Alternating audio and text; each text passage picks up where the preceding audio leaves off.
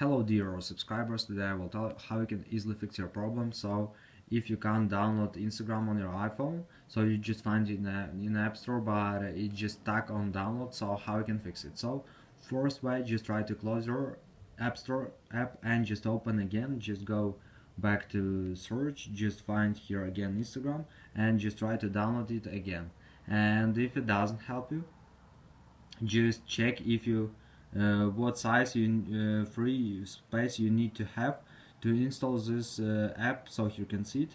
So after, just go to the settings and just check your space, your free space, and just go to the general, and here you will see iPhone storage. Just open it, and here you can check if you have available memory for installing this, downloading and installing this app.